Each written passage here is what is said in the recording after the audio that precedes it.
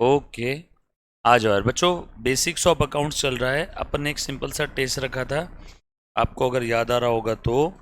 उसमें हमने third number में 1 2 3 परचेस ऑफ मशीनरी भी हो गया था शायद।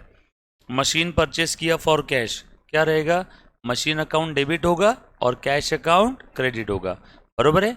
आप लोग जो जो बच्चों ने टेस्ट लिखी चेक करो, जहां आपका गलत हो गया वहां मुझे पूछना, मैं आपको आंसर बताऊंगा, आप उसमें चेक करोगे। जहां आपका गलत हो गया, नहीं समझ में आया, मुझे पूछना बेटा, ठीक है। Sold goods to Pappu worth ₹1 lakh at 10% trade discount, 5% cash discount, half amount received in cash. Pappu को माल बेचा है। जो बच्चों का first second third fourth day होगा, उन्होंने ये नहीं लिखा तो भी चलेगा, बस आप ऐसे बस स्माइल दो और देखो जो स्क्रीन पे चल रहा है। बोलो बेटा, पप्पू को माल कितने का बेचा है बताओ तो। 1 लाख रुपए। इसमें ट्रेड डिस्काउंट कितना है? सबसे पहले ट्रेड डिस्काउंट माइनस करूँ क्या? बोलो बचा कितना? 90,000। और इस 90,000 में से कितना पैसा वो वापस दे रहा है अभी? अभी दे रहा है ना, माल बेचा है, आधा पैसा मिल रहा है। Half amount received in cash, half अभी मिल रहा है, हाफ बाद में देगा। हाफ अभी मिल रहा है, हाफ बाद में देगा, यानी हाफ रिसीवेबल है क्या? माल बेचा, आधा पैसा देने के लिए तैयार है, का मतलब होता है आधा बाद में देगा। बरोबर। हाफ रिसीवेबल फ्रॉम पप्पू, यानी पप्पू मेरा क्या बन गया? डेटर। जब भी किसी पार्टी या पर्सन से पैसे लेना है तो पार्टी या पर्सन मेरी क्या बन जाएगी? डेटर। और आधा पैसा भी देने के लिए तैयार है, तो इस आधे पैसे पे हम लोग उसको क्या देंगे? Cash discount. बोलो कैश डिस्काउंट कितना आएगा? Very good. तो बोलो कितनी कैश मिलेगी? 45,000 वो लेके हमारे पास आ गया। हमने बोला रुक रुक रुक, तू 45,000 भी देने के लिए तैयार है? उसने बोला हाँ। हमने बोला ठीक है, ले तुझे 5% का डिस्काउंट दे रहे हैं। जितना पैसा तू इमीडिएटली दे रहा है उसके ऊपर तुझे क्या मिलेगा? Cash discount. तो बोलो कितना पैसा देगा वो? 42,750। कौन कौन सा अकाउंट बनेगा? एक बनेगा सेल अकाउंट, एक बनेगा कैश अकाउंट, एक बनेगा डिस्काउंट अकाउंट, एक बनेगा पप्पू अकाउंट। बरोबर ना? चल बताओ, यहाँ पे पैसे मिल रहे हैं क्या? पैसे मिल रहे हैं तो पैसे को डेबिट करो। डिस्काउंट दिया है मतलब डिस्काउंट खर्चा हो गया। डिस्काउंट दिया है मतलब डिस्काउंट क्या हो गया? खर्चा हो गया। डिस्काउंट अलाउड है तो डिस्काउंट को डेबिट करूँ क्या? बरोबर ना? जो बच्चे फर्स्ट डे से आ रहे हैं, याद आ रहा है? बरोबर। उसके बाद और बताओ, पप्पू से पैसा लेना है, कैश कितनी आई थी वो लिख दो कैश के सामने, डिस्काउंट कितना दिया वो लिख दो डिस्काउंट के सामने, और पप्पू से कितना पैसा लेना है। पप्पू डेटर बन गया क्या? डेटर का डेबिट बैलेंस, डेटर्स बढ़ते हैं तो डेबिट करो। तो पप्पू डेटर बन गया 45,000 के लिए। और to sale, sales income, income का क्रेडिट बैलेंस, इनकम बढ़ती है तो इनकम को क्रेडिट करो, सेल की वजह से इनकम बढ़ती है। चेक करो टैली हो गया क्या है? सिंपल था, ये किया था, हम जब पढ़ा था तब भी इस टाइप का क्वेश्चन लिया था। बरोबर। ये किसका किसका सही आया रे बेटा? Very good. जो बच्चों का गलत हुआ, क्या उनको अब समझ में आया क्या? पक्की बात? इजी है एंट्री एकदम। किसी बच्चे को इसमें कोई डाउट है? पक्का? चलो आगे। अगर आप डाउट नहीं पूछोगे तो आपसे बड़ा मूर्ख कोई नहीं रहेगा, मैं पहले बता रहा हूँ। क्लास में जहाँ डाउट आया तब के तब पूछना, क्योंकि अपने मम्मा पापा का मेहनत का पैसा आप दे करके यहाँ पे बैठे हो। डाउट रहने के बाद में भी अगर आप डाउट नहीं पूछते हो तो आप समझ रहे हो ना कितनी बड़ी मुसीबत आप सर पे ले रहे हो। इस टाइप के क्वेश्चन आते हैं एग्जाम में। बरोबर। तो अगर किसी ने from the very first day class attend किया है बट फिर भी ये समझ में नहीं आया है तो पूछना है। हाँ, जो बच्चों का फर्स्ट सेकेंड थर्ड डे होगा आज क्लास में, उनको डेफिनेटली समझ में नहीं आएगा, डोंट वरी, मैं वापस ये पढ़ाऊंगा। ठीक है, वापस पढ़ाऊंगा बेटा। जो बच्चों का फर्स्ट सेकेंड थर्ड डे है उनको बाय डिफॉल्ट जाहिर सी बात है समझ में नहीं आएगा, क्योंकि आपको पढ़ाया नहीं मैंने अभी तक, तो कहाँ समझ में आएगा। बट जो बच्चे पहले दिन से उनको समझ में आए। पक्का? चलो आगे। उसके बाद receive 5,000 on account from Rahul. On account मतलब उधार लिया। मैंने राहुल को बोला एक मेरे नाम पे 5,000 दे, ऑन अकाउंट मतलब उधार लेना, ऑन अकाउंट नाम पे 5,000 रुपये उधार लिए राहुल से। बोलो क्या एंट्री रहेगी यहाँ पे? कैश आ गई, कैश अकाउंट डेबिट। और किससे लिया पैसा उधार? राहुल से। राहुल मेरा क्या बन गया? क्रेडिटर। तो क्रेडिटर अकाउंट क्या हो जाएगा? Credit. So cash account debit to Rahul account, cash account debit to Rahul account. Rahul मेरा क्रेडिटर बन गया, क्रेडिटर बढ़ गए, क्रेडिटर का क्रेडिट बैलेंस, क्रेडिटर अगर बढ़ते हैं तो क्रेडिट करो, क्रेडिटर्स कम होते हैं तो डेबिट करो। ऐसे उधार लिए तो क्रेडिटर्स बढ़ेंगे, बढ़ेंगे तो उनको क्या करना है? Credit. So cash account debit to Rahul. आए सभी का है? Then purchase furniture ₹3,000 from Sonali, Sonali से फर्नीचर खरीदा। सेटलमेंट के बारे में कुछ बोला नहीं है और पार्टी का नाम दिया हुआ है, तो सोनाली से कैसे लिया होगा? उधारी में। तो फर्नीचर खरीदा, तो फर्नीचर मेरे पास में आ गया, फर्नीचर ये असेट है, फर्नीचर असेट है, असेट का डेबिट बैलेंस, असेट बढ़ती है तो डेबिट करो, असेट कम होती है तो क्रेडिट करो। अब फर्नीचर खरीदा तो बिजनेस में फर्नीचर एज असेट बढ़ा ना, बेचा रहता तो फर्नीचर कम हो जाता बिजनेस से, फर्नीचर आया है, फर्नीचर अकाउंट बढ़ गया। सो फर्नीचर अकाउंट डेबिट। और किससे लिया? सोनाली से। सोनाली मेरी क्या बन गई? क्रेडिटर।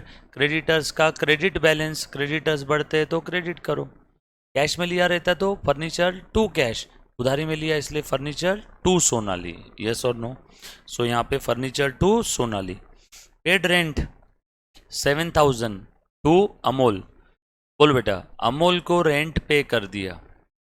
पहले तो एक चीज बता दो, यहाँ पे सेटलमेंट के बारे में बोला हुआ है। यस, PAID पेड, मतलब खर्चा था वो हमने पे कर दिया। बोलो अमोल के साथ कोई लेन देन बाकी है क्या? नो। तो अमोल का अकाउंट बनेगा क्या? नो। तो यहाँ पे कौन कौन सा अकाउंट बनेगा? पेड, कैश और एक रेंट। रेंट खर्चा है, खर्चे को डेबिट करो, रेंट अकाउंट डेबिट। और कैश कम हो रही है बिजनेस से तो कैश को क्रेडिट कर दो। तो entry rent account debit to cash. Narration में लिखा होगा आपने रेंट पेड टू अमोल, बरोबर।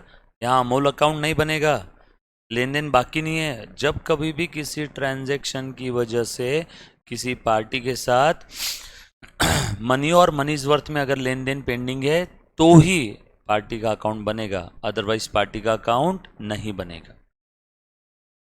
जब कभी भी आप एक्सपेंसेस तुरंत पे कर देते हो या आपको इनकम तुरंत मिल जाती है तो पार्टी के साथ लेन देन बाकी है क्या? नो। किराना दुकान पे गए, दूध का पैकेट लिया, 50 रुपये दे दिए, एक्सपेंस का तुरंत पेमेंट हो गया। बोलो आपके बुक में किराना दुकान वाले का अकाउंट बनेगा? नो। उसके बुक में आपका अकाउंट बनेगा? नो, क्योंकि लेन देन बाकी नहीं है।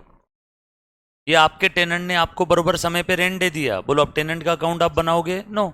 रेंट आ गया, cash account debit to rent. Rent income है ना वहाँ पे, रेंट अगर मिल रहा है तो। सो एक्सपेंसेस या इनकम का तुरंत सेटलमेंट हो जाता है। मतलब क्या है हिंदी भाषा में? एक्सपेंस में तुरंत पे कर रहा हूँ या इनकम मुझे तुरंत मिल रही है, तो उस केस में पार्टी के साथ लेन देन पेंडिंग नहीं है, तो वहाँ पे पार्टी का अकाउंट नहीं बनेगा। उसके बाद bought goods from Shankar on credit. Thank you, इन्होंने बता दिया उधारी में लिया। गुड्स खरीदा, परचेस अकाउंट डेबिट, उधारी में लिया शंकर से to Shankar account. Paid salary to Ganesh. देखो एक्सपेंस का तुरंत पेमेंट कर दिया। अब गणेश के साथ मेरा कोई लेन देन है? नो। बोला था ना अभी थोड़ी देर पहले, एक्सपेंस जब भी इमीडिएटली पे हो जाते हैं या इनकम इमीडिएटली मिल जाती है तो उस समय पार्टी के साथ कोई लेन देन पेंडिंग नहीं है। गणेश को हमने सैलरी दे दिया, salary account debit to cash account. Narration में लिख देंगे गणेश को दिया। Received 900 from Hari. किस चीज़ के लिए 900 मिले नहीं मालूम, तो हम लोग समझेंगे शायद उधारी में मिले होंगे। तो यहाँ पे कैश अकाउंट डेबिट टू हरी। ये इनकम है क्या मेरी? नो सर, इनकम होगी ना, लिखा होता ना सेल का है कि इंटरेस्ट मिल रहा है कि रेंट मिल रहा है कि कमीशन मिल रहा है कि रॉयल्टी मिल रही है, क्या मिल रहा है, कुछ तो लिखा रहता। कुछ भी नहीं बोला है, मतलब ये इनकम नहीं है, फिर भी उसने पैसे दिए, मतलब उधार दिए होंगे। तो cash account debit to Hari account. Yes और no? Withdraw ₹300 from bank for office use. Bank से पैसे विड्रॉ की ऑफिस यूज के लिए, तो पैसे कहाँ पे लाए होंगे? ऑफिस में। पर्सनल पर्पस होता तो ड्राइंग बनता। यस और नो? यहाँ बैंक से पैसे विड्रॉ किए तो ऑफिस में कैश आ गई क्या? बिजनेस में कैश आ गई, कैश अकाउंट डेबिट। और बैंक से पैसे विड्रॉ किए तो बैंक बैलेंस कम हो गया क्या? So to bank account. Deposit किया रहता तो बैंक टू कैश, विड्रॉ किया तो cash to bank. Appointed Anil as an accountant for a salary, बस अपॉइंट किया है, अभी तक सैलरी दिया नहीं है, ना ही ड्यू हुई है, तो इसकी कोई एंट्री रहेगी क्या? No entry. अरे अनिल को सिर्फ अपॉइंट किया। Okay Anil, now you are appointed as a chief executive officer, कल से आ जाना काम पे। अभी तक सैलरी ड्यू हुआ? नो। सैलरी पे किया? नो। इसमें मनी और मनीज वर्थ में कुछ एक्सचेंज हुआ? नो। तो कोई एंट्री होगी इसकी? नो। हाँ, अगर ऐसा बोला रहता अनिल की सैलरी ड्यू हो गई, महीना खत्म हो गया, सैलरी दिया नहीं, ड्यू हो गई, तो लिखते salary account debit to salary payable. दे दिया होता तो सैलरी टू कैश, बट ना ही सैलरी ड्यू हुआ, ना ही सैलरी दिया, तो यहाँ पे कोई एंट्री आएगा ही नहीं। Ordered goods to Shankar, Shankar को माल की ऑर्डर दिया, अभी तक माल आया? नो। माल हमने खरीदा? नो। पैसा ड्यू हुआ? नो। पैसा दिया? नो। बस शंकर को बोल के रखा, शंकर ये माल रखना, हाँ मैं कल लेके जाऊंगा, मैं पक्के में लेके जाऊंगा। सिर्फ ऑर्डर दे के रखा है, पैसे दिए उसको। या फिर हमने लाइबिलिटी एक्सेप्ट किया, शंकर से माल खरीद लिया, बिल दे दे, माल कल लेके जाऊंगा, तो मेरी लाइबिलिटी हो जाती। बिल बना लिया मतलब क्या, अब मुझे लेके जाना है और कल उसको पैसे देने हैं, तो मैं बोल देता परचेस टू शंकर। बट यहाँ पे वैसा कुछ नहीं है, बस शंकर को बोल के रखा माल लेके जाऊंगा, ऑर्डर दिया है बस। समझ में आई बात सभी को? अभी तक माल खरीदा क्या? नो। खरीदा रहता तो यहाँ पे लिखा रहता परचेस कर लिया माल, यस और नो, तो इसकी भी no entry. Received commission of 70, commission मिला 70 रुपए का, कैश अकाउंट डेबिट। और कमीशन मिला तो इनकम बढ़ गई क्या कमीशन नाम की? To commission account, cash to commission. उसके बाद date fees for son's college, बच्चे की कॉलेज की फीस मैंने दे दी, मान लो 1000 रुपये। बोलो क्या एंट्री रहेगा इसमें? ड्रॉइंग अकाउंट डेबिट, पर्सनल खर्चा है ना, बिजनेस से आपने 1000 रुपये निकाले पर्सनल एक्सपेंस के लिए, तो ये क्या बनेगा यहाँ पे? एक ड्रॉइंग अकाउंट। और बिजनेस से क्या पैसा गया तो टू कैश, तो drawing to cash. College fees account मत बनाना, बिजनेस में सिर्फ बिजनेस के ही खर्चे और बिजनेस की ही इनकम का अकाउंट बनेगा, और बाकी कोई अकाउंट नहीं बनेगा। ये बात समझ में आई सभी को? पक्की बात? तो यहाँ पे बच्चे की स्कूल की फीस, घर का खर्चा, मेरा कोई पर्सनल खर्चा, अगर उसके लिए मैं बिजनेस से पैसे ले रहा हूँ तो ड्रॉइंग अकाउंट डेबिट होगा। क्यों?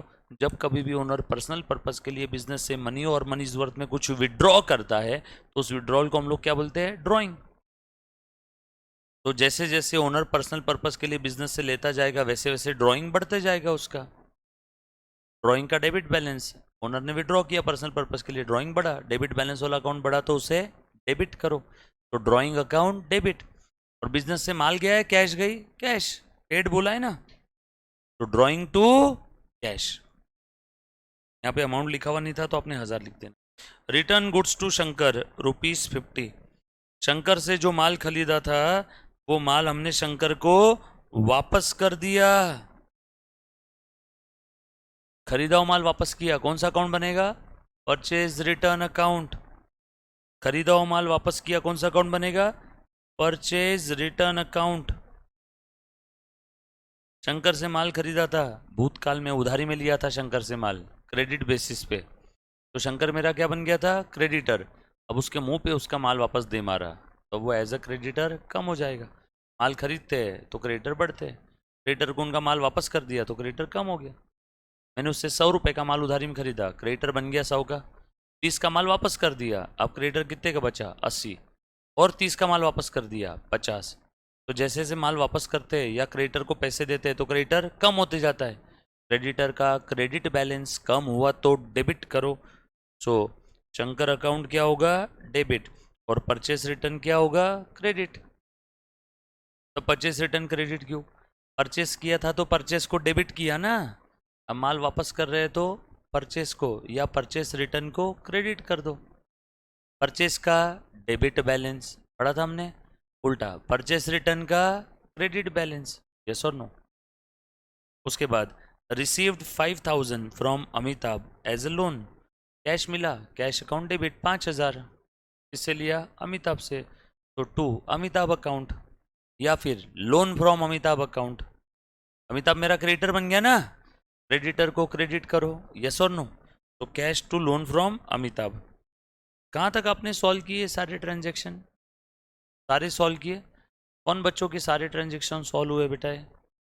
बाकी बच्चों का क्या? मैं वही बोल रहा हूँ, मैं बोले जा रहा हूँ और बस बच्चे मुंडी हिला रहे ऐसे। मतलब 3 ही बच्चों का हुआ है, बाकी बच्चों ने क्यों नहीं सॉल्व किया जो बच्चे प्रेजेंट है? हाँ, टाइम नहीं था। ओके, आज लेक्चर के बाद सॉल्व करना, ठीक है। तो हमने अभी कहाँ तक डिस्कस किया? 18 तक। लेक्चर के बाद पूरी टेस्ट चेक करूँगा बेटा कल सब लोगों की। टेस्ट आप लोगों के पास में है और पूरा सॉल्व करके लेके आना है। मैं 1 बाय 1 एक एक बच्चे का नोटबुक चेक करने वाला हूँ। कोई तो बोलो कोई रिस्पॉन्स नहीं आ रहा। पहले पहले 8-10 क्वेश्चन में बहुत रिस्पॉन्स था, अब रिस्पॉन्स कम हो गया, मतलब सॉल्व नहीं किया होगा। तो आज आप क्या करोगे? ये बचे हुए क्वेश्चन सॉल्व करोगे। कहाँ तक? 7 तक। कल हर एक बच्चे का बुक चेक करूंगा और अगर कल कोई बच्चा अपसेंट है तो उसका बुक परसों चेक होगा। परसों भी अपसेंट है, पेरेंट्स को कॉल किया जाएगा, उसके बाद बुक चेक होगा, लेकिन होगा ज़रूर। जो बच्चे from the very first day class में आ रहे हैं, हाँ, जो बच्चों ने अभी अभी पिछले 3-4 दिन में एडमिशन लिया, उनकी रिसीट पे तारीख पिछले 3-4 दिन की है, बरोबर है?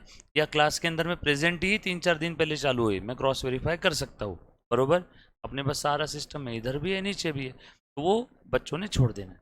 और बाकी सारे बच्चे तो पहले से आ रहे हैं ना, तो आप सब लोग टेस्ट सॉल्व करोगे आज। बची हुई टेस्ट हम लोग डिस्कस करेंगे नेक्स्ट लेक्चर में। आ जाओ। अब सबसे पहले ध्यान से सुन। अब सब लोग ध्यान दो बेटा, जो भी बच्चे, जितने भी बच्चे यहाँ पे प्रेजेंट है, सब ने अब अच्छे से ध्यान देना है। टेस्ट सॉल्व करके आना बेटा, टेस्ट कल डिस्कस करेंगे बचा हुआ। अभी देखो,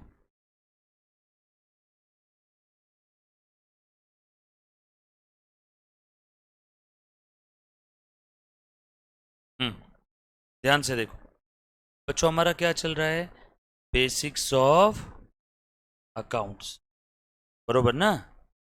देखो, बेसिक्स ऑफ अकाउंट्स में हमने सबसे पहले क्या देखा था, बताओ तो जरा। अकाउंटिंग का मतलब क्या है? यस और नो? अकाउंटिंग का मतलब आसान भाषा में हिसाब किताब रखना। इसका सब लोग प्लीज़ ध्यान से सुनना। अगर किसी को 11th-12th में अकाउंट्स में 100/100 होंगे, या फिर अकाउंट्स के अंदर में आपको भरपूर ज्ञान है, नॉलेज है, तब भी ध्यान दो, ठीक है? काफ़ी सारी चीज़ें बच्चों को पता नहीं होती है। और जो इंसान अभी अभी 11th में आया होगा, 11th के साथ साथ ही आगे की तैयारी शुरू कर देते ना बच्चे, तो उसके लिए भी काम का है, बरोबर है? हर एक बच्चे के लिए। सो अकाउंटिंग का मतलब आसान भाषा में हिसाब किताब रखना। किसका हिसाब किताब रखना है? फिनेंशियल ट्रांजैक्शन का। फिनेंशियल ट्रांजैक्शन यानी क्या? सब लोग प्लीज़ ध्यान दो। जहाँ पे मनी और मनीज वर्थ में ऑन ईदर साइड अगर कुछ एक्सचेंज हो रहा है, तो हम लोग उस सिनारियो को क्या बोलते हैं? Financial transaction. यस और नो? उन फिनेंशियल ट्रांजैक्शंस को हमें क्या करके रखना है? रिकॉर्ड करना है। अकाउंटिंग किसकी करते हैं बताओ? फिनेंशियल ट्रांजैक्शन की। अकाउंटिंग का लेमन्स लैंग्वेज में हमने मतलब देखा है, हिसाब किताब रखना। अभी तक मैंने डेफिनेशन बताई है कि आपको? No. Accounting is an art of recording, classifying, ना, वो हम कुछ भी नहीं देखे अभी तक, चालू ही नहीं हुआ वो तो, अभी तक बेसिक्स ही चल रहा है। सो आसान भाषा में अकाउंटिंग का मतलब हिसाब किताब रखना फिनेंशियल ट्रांजैक्शन का। फिनेंशियल ट्रांजैक्शन मतलब मनी और मनीज वर्थ में, पैसा या पैसे की कीमत में, ऑन ईदर साइड अगर कुछ एक्सचेंज होता है, पैसा या पैसे की कीमत में कुछ आ रहा है, या पैसा या पैसे की कीमत में कुछ जा रहा है बिजनेस से, या पैसा या पैसे की कीमत में आ भी रहा है और जा भी रहा है, या तो इनफ्लो या तो आउटफ्लो या तो दोनों। इन तीनों में से कोई एक कंडीशन भी फुलफिल होती है तो हम लोग उस सिनारियो को क्या बोलते हैं? Financial transaction. और उस फिनेंशियल ट्रांजैक्शन की हम लोगों को क्या करनी होती है? अकाउंटिंग। यस और नो? उसके बाद ध्यान से सुनना। अब अकाउंटिंग क्यों करते हैं ये हमने देखा था क्या? क्यों करते हैं? कोई शौक थोड़ी है, हॉबी थोड़ी है अकाउंटिंग करना। अकाउंटिंग की मदद से मुझे समझ में आता है बिजनेस में कितना प्रॉफिट लॉस हुआ, धंधे का प्रॉफिट लॉस समझ में आएगा। धंधे की औकात यानी फिनेंशियल पोजीशन, यानी बिजनेस में कितनी एसेट्स और लाइबिलिटी है, ये हम लोग एक स्टेटमेंट की मदद से बनाते हैं। बिजनेस की पोजीशन के लिए एक स्टेटमेंट बनाएंगे बाद में, बहुत समय है अभी उसको। उस स्टेटमेंट का सिर्फ नाम बताता हूँ, मतलब नहीं समझ में आया तो भी चलेगा। Balance sheet. Balance sheet SHEET, ठीक है। तो बैलेंस शीट एक स्टेटमेंट बनाएंगे और उस स्टेटमेंट से मुझे ये समझ में आएगा बिजनेस की औकात क्या है, बिजनेस में कितनी एसेट्स संपत्ति है, बिजनेस में कितनी लाइबिलिटीज है, किसको कितना देना है। खैर छोड़ो, देखेंगे बैलेंस शीट बाद में क्या होती है, अभी तक तो हमने देखा भी नहीं। यस और नो। सो ये ऑब्जेक्टिव क्या है बेटा, बिजनेस का परफॉर्मेंस समझ में आ जाएगा, यानी बिजनेस में प्रॉफिट हुआ लॉस हुआ, बिजनेस की पोजीशन औकात, बैलेंस शीट, एसेट्स लाइबिलिटी समझ में आ जाएगी, बिजनेस के सारे ट्रांजैक्शन सिस्टमेटिक रिकॉर्ड हो जाएंगे, बिजनेस में किससे कितना लेना है रिसीवेबल, किसको कितना देना है पेएबल, यस और नो, बिजनेस में इनकम कितनी है, बिजनेस के एक्सपेंसेस कितने हैं, या डिसीजन मेकिंग के लिए, है ना, इतने सारे ऑब्जेक्टिव्स है। हम लोग अकाउंटिंग करते हैं वरना कोई शौक थोड़ी है, वजह है। डिसीजन लेने के लिए आपको क्या चाहिए होता है, इंफॉर्मेशन। बगैर इंफॉर्मेशन के कोई डिसीजन ले सकता है क्या? यस और नो। और इस ब्रह्मांड में सबसे कीमती चीज है इंफॉर्मेशन। इंफॉर्मेशन की मदद से ही सारी चीजें होती है। आपके जीवन में भी आप इंफॉर्मेशन की मदद से ही सब डिसीजन लोगे। आपके घर वालों ने आपको बोला कि बेटा तुम्हारे लिए एक बहुत ही अच्छा सुंदर सुशील लड़का ढूंढ के रखा है, उससे शादी करना है। आप ऐसे ही कर लोगे या उस लड़के की पहले क्या निकालोगे, इंफॉर्मेशन, और उसके बाद डिसाइड करोगे ना। तो आपने उस लड़के की इंफॉर्मेशन निकाली, पता किया वो क्या खाता पीता है, कितना कमाता है, कहाँ रहता है, खुद का घर है, भाड़े का घर है, गर्लफ्रेंड थी नहीं थी, कितनी थी, क्या था क्या नहीं, सब पता करोगे कि नहीं। तो आपने क्या निकाली, इंफॉर्मेशन, और उस इंफॉर्मेशन की मदद से आप क्या लोगे, डिसीजन। तो ये इंफॉर्मेशन आपको डिसीजन मेकिंग में काम आएगी कि नहीं आएगी। तो वैसे ही बिजनेस में भी सैकड़ों डिसीजंस लेने पड़ते हैं। मेरी 4 ब्रांचेस है, एक ब्रांच कोथरूड में है, एक बानेर में है, केपी में है, एक प्रेस्टीज पॉइंट में है। तो कौन सी ब्रांच शुरू रखूँ, कौन सी बंद कर दूँ, कौन से ब्रांच के मैनेजर को गाली मारना है, किसको रिवॉर्ड देना है, किसको निकालना है, कहाँ पे एक्सपांड करना है, कहाँ पे खर्चा करना है, कहाँ पे नहीं। जिस ब्रांच से ज़्यादा प्रॉफिट होगा वहाँ पे मैं ज़्यादा खर्चा करूँगा, वहाँ पे एडवर्टीजमेंट और करूँगा। जिस ब्रांच पे प्रॉफिट हो ही नहीं रहा है उस ब्रांच को या तो बंद कर दूंगा, या तो वहाँ के मैनेजर को निकाल दूंगा, या तो वहाँ के स्टाफ को कम कर दूंगा। ये सब क्या है, डिसीजन। मैनेजर को निकालना, स्टाफ को कम करना, ज़्यादा एडवर्टीजमेंट करना, कम करना, ये सारी क्या है, डिसीजन। और ये डिसीजन किसकी मदद से मैं लेने वाला हूँ, इन्फॉर्मेशन। कि कोई बाबा आके मत बताएगा मुझे इस ब्रांच का प्रॉफिट इतना है, अकाउंटिंग के बाद ही पता चला ना मुझे सब इन्फॉर्मेशन। तो ये इन्फॉर्मेशन मुझे पता चलती है अकाउंटिंग की वजह से, और इसी इन्फॉर्मेशन के भरोसे मैं क्या लेता हूँ, डिसीजंस। तो ये भी एक बहुत ही इंपॉर्टेंट ऑब्जेक्टिव है कि हम लोग बुक्स ऑफ अकाउंट्स मेंटेन करते हैं, वरना कोई शौक नहीं था। किसकी इच्छा होती है ऐसी बोरिंग फील्ड में, बताओ। बस जो भूतकाल में, जो इतिहास में हो गया, जो ट्रांजैक्शन हो गए उसको रिकॉर्ड करते बैठ रहे। ये होने वाले ट्रांजैक्शन को रिकॉर्ड करते हैं या बीत चुका उसको रिकॉर्ड करते हैं? जो ट्रांजैक्शन हो गए उसकी अकाउंटिंग कर रहे हैं, जो फ्यूचर में होने वाले हैं वो तो हमें पता ही नहीं है।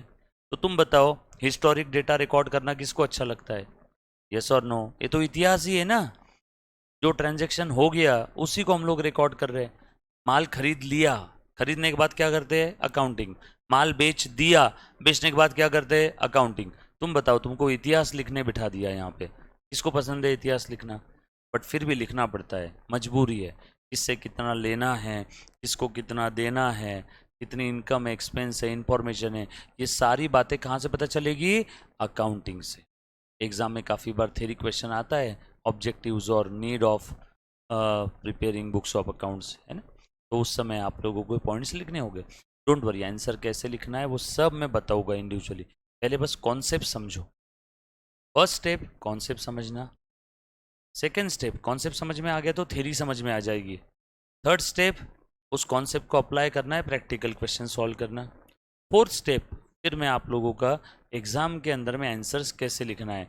सबसे इंपॉर्टेंट है आंसर्स राइटिंग टेक्निक, जिसके लिए आप मेरे पास आए हो, बरोबर है। ये काफ़ी बार बच्चों को आता नहीं है। काफ़ी बार बच्चों को पता होता है कॉन्सेप्ट क्या है, लिख नहीं पाता है, पेपर में हाथ भारी हो जाता है, पता ही नहीं है कैसे लिखना है। यस और नो, है ना, होती है तकलीफ, समय मैनेज नहीं होता है। इसीलिए तो आप लोगों ने क्लास लगाई है, वरना कॉन्सेप्ट तो यूट्यूब पे भी पता चल जाते हैं। यूट्यूब वाला टीचर आपको ऐसा गाली मार के आपसे आंसर्स लिखवा सकता है क्या? नो। तो इसीलिए आप मेरे पास आए हो। हर एक चीज़ का हम लोग, है ना, कॉन्सेप्ट से लेके विद्यार्थी से लेके परीक्षार्थी बनाने तक सारा काम मैं आपका करूँगा। अभी आप पहले कॉन्सेप्ट समझो, विद्या का ग्रहण करो, विद्यार्थी बनो, और एग्जाम के समय क्या बन जाओ, परीक्षार्थी। बरोबर है क्या? तो हम लोग अभी विद्यार्थी है, और एग्जाम के एक दिन पहले हम लोग क्या बन जाएंगे, परीक्षार्थी, क्योंकि वहां पे एग्जाम के एक दिन पहले हमारा ऑब्जेक्टिव क्या है, एग्जाम, परीक्षा क्लियर करना अच्छे नंबर से। आज हमारा ऑब्जेक्टिव एग्जाम क्लियर करना नहीं है, आज हमारा ऑब्जेक्टिव है कॉन्सेप्ट समझ। बरोबर? आ जाओ। उसके बाद हमने और क्या देखा था? अच्छा, यहाँ तक किसी बच्चे को कोई तकलीफ? एकदम सिंपल है, लेमन्स लैंग्वेज में चल रहा है सब कुछ। उसके बाद जो कि अकाउंटिंग ये बिजनेस की लैंग्वेज है, रीजन, अरे लैंग्वेज की मदद से ही तो आपको इन्फॉर्मेशन मिलती है, तो हर लैंग्वेज का बेसिक टर्म्स होता है ना, तो अकाउंटिंग की भी कुछ बेसिक टर्म्स है। बताओ तो बेटा कौन कौन सी बेसिक टर्म्स आप लोगों ने पढ़ी है? One by one. Assets, assets, liabilities, capital, drawings, drawing, debtors, debtors, then creditors, expenses, income, losses, gains, business, business goods, revenue expense, capital expenditure, deferred revenue expenditure, deferred revenue expenditure, discount, prepaid expense, preliminary expenses, preliminary expense, pre-operative expense,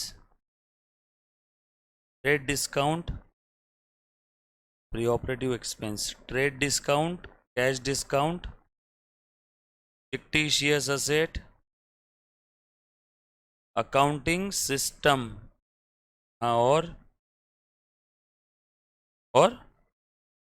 accounting year, और हाँ,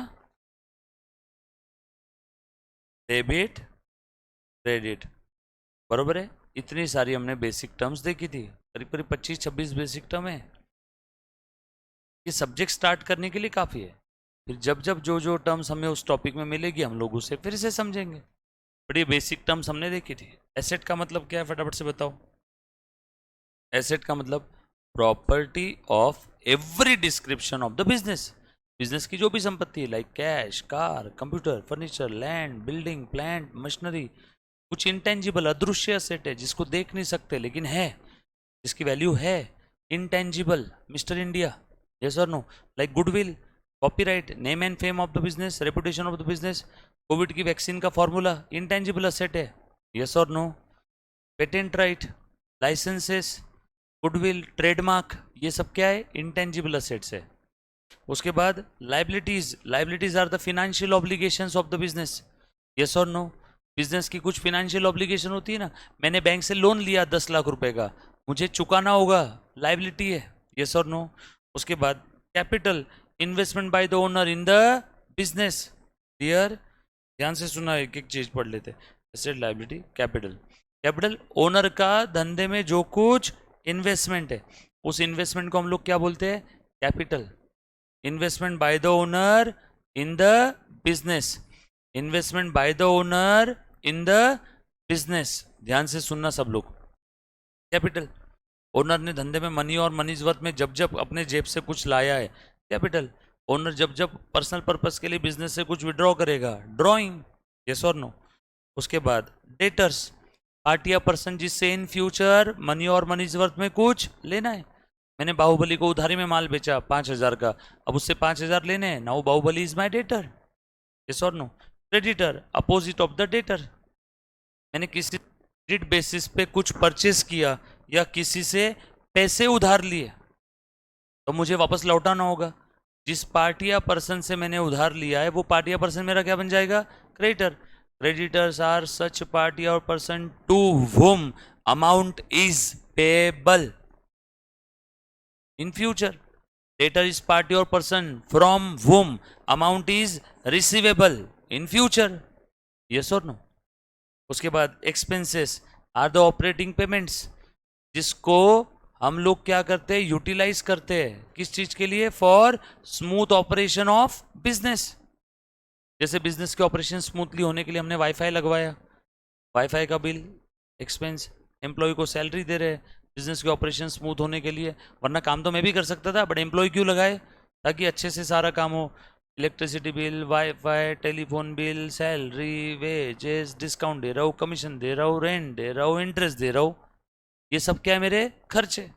उसके बाद income, income का best example sale, operating receipt of the business, then losses, payment या तो payment या outflow तो हो गया, बट कोई बेनिफिट नहीं मिला, लॉसेस, जैसे loss due to fire, outflow हो गया, माल जल गया, बिजनेस से माल चला गया, बट कोई बेनिफिट मिला, नो।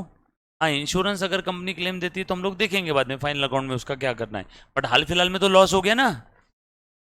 गेन विदाउट हार्डवर्क, बैठे बिठाए जो बेनिफिट हो गया, लॉटरी लग गई, बैठे बिठाए प्रॉपर्टी का भाव बढ़ गया। बिजनेस, बिजनेस मतलब क्या है, state of economic activity perform on regular basis for the purpose of earning profit, for the purpose of earning profit, yes और नो। बिजनेस ट्रेडिंग हो सकता है, मैन्युफैक्चरिंग हो सकता है, सर्विस सेक्टर हो सकता है, service sector doctors, lawyer, CA, CS, CMA, trading किराना दुकान, मैन्युफैक्चरिंग टाटा कंपनी कुछ तो मैन्युफैक्चर कर रही है, रॉ मटेरियल को कन्वर्ट कर रही है फिनिश गुड्स में, या एग्रीकल्चर भी हो सकता है। गुड्स, जिस चीज में हम लोग धंधा कर रहे हैं, an article, item, thing, goods, सब्जी वाले के लिए गुड्स क्या हो गया, साग भाजी, ज्वेलरी शॉप वाले के लिए गुड्स क्या हो गया, गोल्ड सिल्वर के ornaments, jewellery, computer sale service वाले के लिए गुड्स क्या हो गया, keyboard, mouse, pen drive, laptops, ये सब गुड्स हो गया जिस चीज में वो डील कर रहा है। रेवेन्यू एक्सपेंस, अभी जो थोड़ी देर पहले बताया था एक्सपेंस, वो ही हमारे क्या है, रेवेन्यू एक्सपेंस, जो रेवेन्यू जनरेट करने में मदद करते हैं। कैपिटल एक्सपेंडिचर, ये सब कैपिटल एक्सपेंडिचर है, fall ceiling, fan, system, machine, furniture, अगर ये बिल्डिंग खरीदा हुआ है तो ये भी कैपिटल एक्सपेंडिचर है।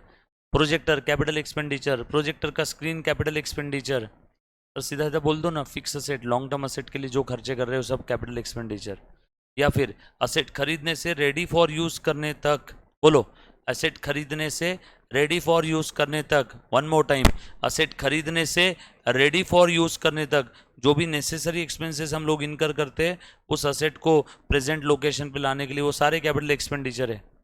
असेट खरीदा 10 लाख की, लाने का ट्रांसपोर्ट का खर्चा आया 2 लाख, तो टोटल कैपिटल एक्सपेंडिचर 10 और 2 12 लाख। अब असेट आ तो गई है, बट उसको इंस्टॉल करने के लिए इंजीनियर को बुलवाना पड़ रहा है 1 lakh, total capital expenditure 13 lakh. But एक बार असेट रेडी फॉर यूज हो गया, तो रेडी फॉर यूज के बाद अब हम लोग उस असेट पे अगर खर्चा करेंगे तो सारे के सारे कैपिटल एक्सपेंडिचर नहीं रहेंगे। रेडी फॉर यूज के बाद अगर असेट पे मैं कोई खर्चा करता हूँ, सर्विसिंग, रिपेयर, मेंटेनेंस या फिर मॉडिफिकेशन इन द असेट, बरोबर है, तो वहां पे हम लोग चेक करेंगे उस खर्चे की वजह से असेट की कैपेसिटी, कैपेबिलिटी, इफिशियंसी, परफॉर्मेंस बढ़ा तो capital expenditure, otherwise revenue expense. कुछ याद आ रहा है क्या? उसके बाद deferred revenue expenditure, best example heavy advertisement expense. नाम में क्या है, बेसिकली ये रेवेन्यू एक्सपेंस है, बट ऐसा रेवेन्यू एक्सपेंस जिसका बेनिफिट मैंने डेफर किया है, पोस्टपोन किया है।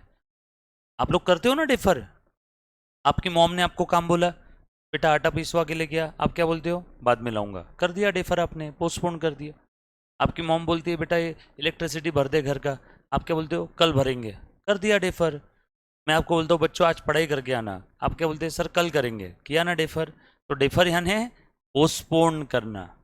तो रेवेन्यू एक्सपेंडिचर जिसका बेनिफिट आपने पोस्टपोन किया, बट यहाँ मजबूरी थी, एडवर्टीजमेंट के लिए कटरीना कैफ को 10 करोड़ दिए, उसका बेनिफिट मुझे 10 साल तक मिलेगा, तो पूरा का पूरा 10 करोड़ का खर्चा इस साल दिखाऊंगा क्या, नो। 10 करोड़ का बेनिफिट 10 साल तक मिलेगा, तो इस साल खर्चा दिखाओ 1 करोड़ का, बचा हुआ 9 करोड़ डेफर। अगले साल दिखाओ 1 करोड़ का, बचा हुआ 8 करोड़ डेफर। अगले साल और 1 करोड़ का, तो ये डिटेल में आएगा फाइनल अकाउंट टॉपिक में, यस और नो। उसके बाद डिस्काउंट दिया तो खर्चा, मिला तो इनकम। प्रीपेड एक्सपेंस, एडवांस में आपने पेमेंट कर दिया,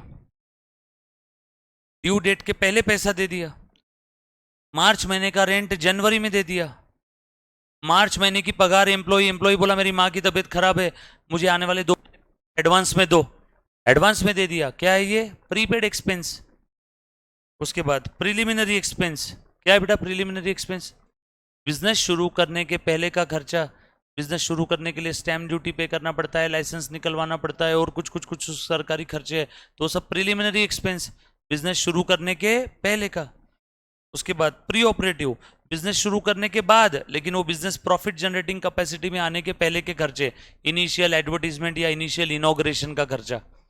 बिजनेस तो शुरू हो गया लेकिन अभी तक प्रॉफिट अर्निंग कैपेसिटी में आया नहीं है, तो शुरू होने के बाद और प्रॉफिट अर्निंग के पहले, जैसे नई दुकान शुरू होती है चाय की, बलून वलून लगाते हैं, सबको फ्री में चाय बांट देते हैं पहले 1-2 दिन, तो वो inauguration, initial advertisement, initial inauguration, pre operative expense.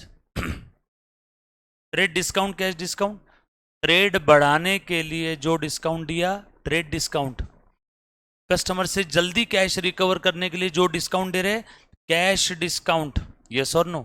Trade discount का अकाउंटिंग नहीं होता, रीजन हमने उसकी कीमत ही कम कर दिया। अब जो भी अकाउंटिंग होगी बैलेंस अमाउंट की होगी। जो भी आप बुक्स में डिस्काउंट का अकाउंट देखते हो, कौन सा डिस्काउंट है? Cash discount. उसके बाद फिक्टिशियस असेट, काल्पनिक asset, loss asset, zero value asset. Fictitious, काल्पनिक, लॉस, जीरो वैल्यू असेट। जैसे कि आपको समझाने के लिए मैंने प्रिलिमिनरी एक्सपेंस इनकर किए, इन खर्चों का बेनिफिट मुझे फ्यूचर में भी मिलेगा, बरोबर ना? मैंने दुकान चलाने के लिए लाइसेंस निकलवाया, लाइसेंस का खर्चा आया 10,000, इसका बेनिफिट कब तक मिलेगा? जब तक दुकान रहेगी। बट तुम बताओ, अब ये 10,000 का जो प्रिलिमिनरी एक्सपेंस हुआ वो लाइसेंस में किसी को बेच सकता हूँ क्या? मेरे नाम का है। तो ऐसी असेट, अब इसका बेनिफिट फ्यूचर में भी मिलेगा, तो प्रिलिमिनरी एक्सपेंस को बैलेंस शीट के असेट में दिखाओ। बट इस असेट को आप बेच नहीं सकते, फाइनल अकाउंट में वापस आएगा ये। इस असेट को बेच नहीं सकते, बेचने जाओगे तो जीरो मिलेगा। इसीलिए देखो, लाइसेंस, मुंबई दुकानें अधिनियम एक्ट, वो पीएमसी का सर्टिफिकेट किसी भी दुकान में खुला ही टंगा पड़ा रहता है। ऐसा कोई तिजोरी में रखता है क्या? उसको मालूम है इसकी वैल्यू है ही नहीं, बट फिर भी असेट में क्यों दिखाते? क्योंकि उसके बगैर धंधा कर ही नहीं सकते। तो हमने उसके लिए पेमेंट किया 10,000, बेनिफिट कब तक मिलेगा? फ्यूचर में भी, जब तक धंधा है तब तक। इसीलिए उसका नेचर थियोरिटिकली कैसा है? असेट की तरह। बट ऐसी असेट जिसे बेच नहीं सकते, जीरो वैल्यू, काल्पनिक, loss asset, fictitious asset. Yes और नो? डोंट वरी, ये जितनी बेसिक टर्म्स है, ये सारी बेसिक टर्म्स कम से कम पूरे सब्जेक्ट में 10 से 20 बार और आएंगी। कितने बार? 10 to 20 टाइम्स। और जितने बार आप डाउट पूछोगे उतने बार मैं एक्सप्लेन करूंगा, क्योंकि इसके बगैर आप एक अच्छा अकाउंटेंट बन ही नहीं सकते। यस और नो? उसके बाद अकाउंटिंग सिस्टम, वैसे तो भारत में इंग्लिश मेथड से भी पहले, बहुत पहले से, चाणक्य के राज से ही अकाउंटिंग सिस्टम है, लेकिन हमारी बदकिस्मती, हम लोग वो फॉलो नहीं करते। हम लोग इंग्लिश मेथड फॉलो करते हैं जो 1494 में ल्यूका डी बार्गो पैसियोली साहब ने दिया था, डबल एंट्री सिस्टम। बट हमारे यहाँ अकाउंटिंग ईस्वी सन 1200 से है, बट हम लोग कौन सी फॉलो करते हैं? जो पैसियोली ने 1494 में दिया था। यस और no? Double entry system, English method. English में दो है, एक डबल एंट्री, एक सिंगल एंट्री। हम लोग क्या फॉलो करते हैं? Double entry. तो अकाउंटिंग सिस्टम क्या है? जो ट्रांजैक्शन के हर पहलू को रिकॉर्ड करे। ट्रांजैक्शन के कितने पहलू होते हैं? दो, लेन देन, लेन देन, लेन देन। लेन देन के अलावा ट्रांजैक्शन में और कुछ होता है क्या? इस दुनिया में लेन देन ही तो है। यस और नो? लेन देन के अलावा और कुछ होता है यहाँ पे? कुछ भी नहीं। हर जगह पे लेन देन है। कुछ देते हो तो बदले में कुछ लेते हो, कुछ लिया तो बदले में कुछ देना पड़ेगा। इन्हीं दो एस्पेक्ट को आप लोग डेबिट क्रेडिट एस्पेक्ट बोलते हो। और हर बार लेन देन इक्वल होता है, इसीलिए डेबिट क्रेडिट हर बार इक्वल होता है, इसीलिए ट्रायल बैलेंस टैली होता है, इसीलिए बैलेंस शीट टैली होती है। किसी ने अगर डेबिट क्रेडिट में गलती किया तो उसकी बैलेंस शीट टैली नहीं होती है। डोंट वरी, मैं बार बार ट्रायल बैलेंस, बैलेंस शीट ये वर्ड यूज़ कर रहा हूँ, बट अगर आपको ये वर्ड पता नहीं है तो चिंता मत करना, आगे इसके ऊपर हमें कई घंटों बिताने हैं। ट्रायल बैलेंस क्या है, कैसे लिखते हैं, क्यों बनाते हैं, कैसे बनाते हैं, कौन बनाते हैं, कब बनाते हैं, नहीं बनाए तो क्या होगा, सब देखेंगे आगे। Then accounting year. Accounting year बोलो, जिस पीरियड अकाउंटिंग कर रहे हो, अकाउंटिंग ईयर जनरली कितना होता है? 12 महीने का। 12 महीने से कम भी हो सकता है क्या? हाँ। जैसे अकाउंटिंग ईयर है, आपको समझाने के लिए जनवरी से लेके दिसंबर तक, आपको समझाने के लिए। मैंने धंधा शुरू किया अक्टूबर में, तो पहला अकाउंटिंग ईयर 3 महीने का ही रहेगा। अब धंधा शुरू ही अक्टूबर में किया, तो जनवरी से सितंबर क्या अकाउंटिंग करूं? तो पहला अकाउंटिंग ईयर 3 महीने का। मैंने बिजनेस शुरू किया 1 दिसंबर को, तो पहला अकाउंटिंग ईयर 1 दिसंबर से 31 दिसंबर, 1 महीने का ही रहेगा। कुछ बात समझ में आया? यस और नो? तो अकाउंटिंग ईयर का जनरली पीरियड कितना होता है? 12 महीना। तो जनरली कौन सा अकाउंटिंग ईयर फॉलो करते हैं भारत में? 1 अप्रैल से 31 मार्च। 1 April of this year to 31 March of next year. देखेंगे क्या होता है, क्यों ऐसा करते हैं, हर चीज़ के पीछे की वजह देखेंगे। देन डेबिट और क्रेडिट। डेबिट ये लैटिन टर्म है, लेफ्ट साइड में लिखते थे असेट्स को, इसलिए हम लोग बोलते थे असेट को डेबिट करो। राइट साइड में लिखते थे लाइबिलिटी को, कौन? पैसियोली साहब, इसीलिए बोलते थे लाइबिलिटी को क्रेडिट करो। यस और नो? कोई लॉजिक नहीं है, बस वो असेट को लेफ्ट साइड में लिखा लिखा करते थे और लाइबिलिटीज को राइट में लिखते थे, तो वहां से सिस्टम आ गया। डेबायर विच मीन्स टू लेफ्ट, क्रेडायर विच मीन्स टू राइट। बरोबर? क्लियर है? DRCR debit records, credit records, ये कुछ हमने अब तक पढ़ा था। और हमने एक सिंपल सा रूल देखा था, आपको अगर याद आ रहा है तो, दुनिया के जितने भी डेबिट बैलेंस वाले अकाउंट है, ये टाइप के अकाउंट बढ़ते हैं तो डेबिट करो, अपोजिट कम होते हैं तो क्रेडिट करो। हो गया, पूरी अकाउंटिंग की दुनिया मैंने खत्म कर दी है 3 सेकंड में। अब बाकी तो अपोजिट ही है, दुनिया के जितने भी क्रेडिट बैलेंस वाले अकाउंट है, ये बढ़ते हैं तो क्रेडिट करो, कम होते हैं तो डेबिट करो। बढ़ना कम होना कहाँ से समझेगा? ट्रांजैक्शन से। यस और नो? कुछ बात समझ में? अब आपका सवाल, सर आपने बोला दुनिया के जितने भी डेबिट बैलेंस वाले अकाउंट है, कौन से अकाउंट का डेबिट बैलेंस है? Asset, drawing, debtors, expense, losses. तो कौन से अकाउंट का क्रेडिट बैलेंस है? असेट के अपोजिट लाइबिलिटी, ड्रॉइंग के अपोजिट डेटर्स के अपोजिट, एक्सपेंस के अपोजिट लॉसेस के अपोजिट गेन या प्रॉफिट। इन सब का क्रेडिट बैलेंस है। मतलब ये टाइप के अकाउंट अगर बढ़ते हैं तो क्रेडिट करो, ये टाइप के अकाउंट अगर कम होते हैं तो डेबिट करो, ये टाइप के अकाउंट अगर बढ़ते हैं तो डेबिट करो, ये टाइप के अकाउंट अगर कम होते हैं तो क्रेडिट करो। सिंपल है। यस और नो? कुछ था क्या?